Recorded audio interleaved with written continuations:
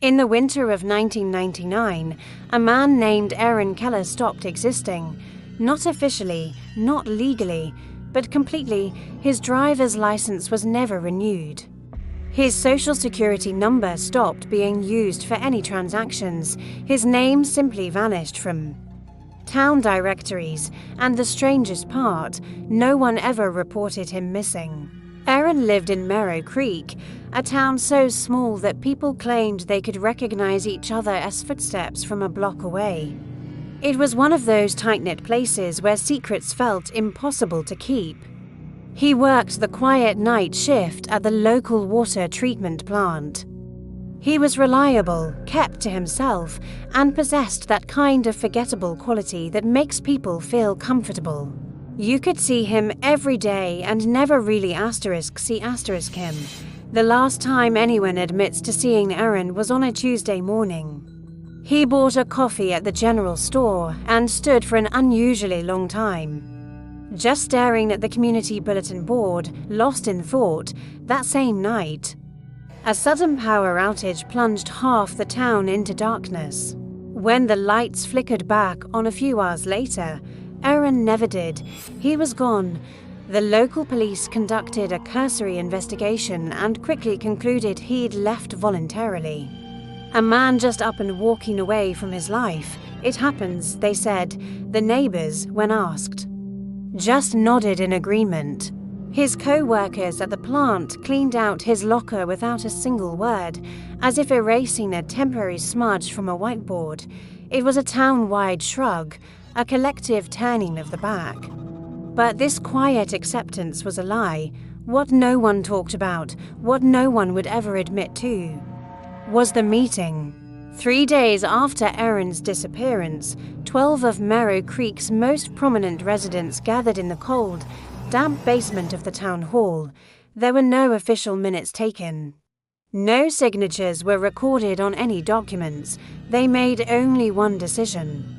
One unspoken pact that would bind them all from that day forward. No one speaks the name Aaron Keller ever again. For years, Merrow Creek held its breath. It was a silence so heavy you could almost feel it pressing down on the rooftops. If children, unaware of the town's secret, asked about the man who used to live in the corner house, they were quickly and sternly corrected. Old photographs from town events, ones that might have captured his face in a crowd, mysteriously disappeared from family albums. His small house was eventually sold, but with one strange condition. The basement was to be permanently sealed shut. The town's secret was buried deep, and it stayed that way for over 2 decades. Then, in 2023, everything changed. A college student, a history major researching abandoned public infrastructure, got permission to explore the old Merrow Creek water plant. While sifting through dusty records, she found a small, locked cabinet in the main office. Inside, there was a single, unlabeled cassette tape.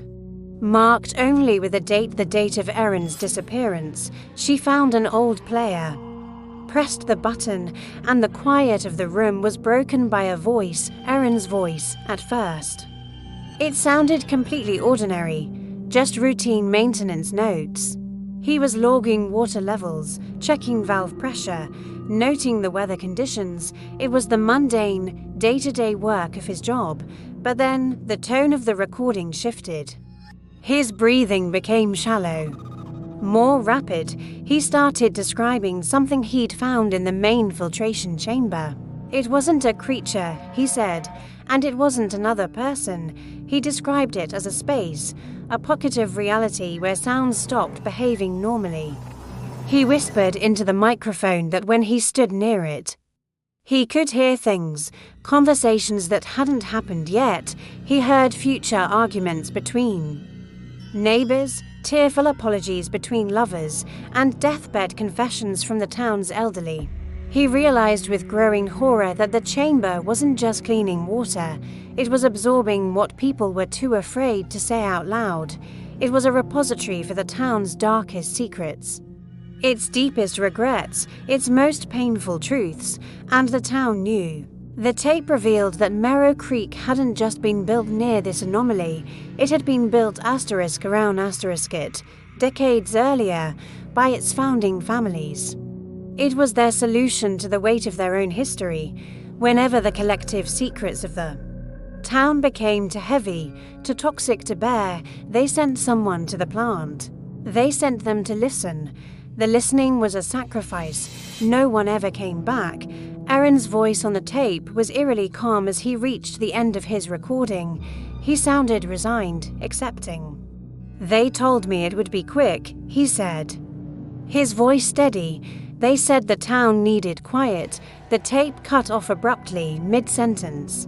When investigators, alerted by the student, returned to Merrow Creek a few weeks later, they found an empty lot. The water plant was gone. It had been demolished overnight. Scraped clean from the face of the earth, every blueprint, every record. Every last screw had been erased. The only thing that wasn't erased was the cassette tape. And to this day, if you visit that strange, quiet town and ask about the man who vanished in the winter of 1999, every resident from the oldest to the youngest will give you the exact same answer. Looking you straight in the eye, we never had anyone by that name. Thank you for watching. If stories about the mysteries that hide just beneath the surface of our world intrigue you, make sure to subscribe and turn on notifications so you don't miss our next investigation.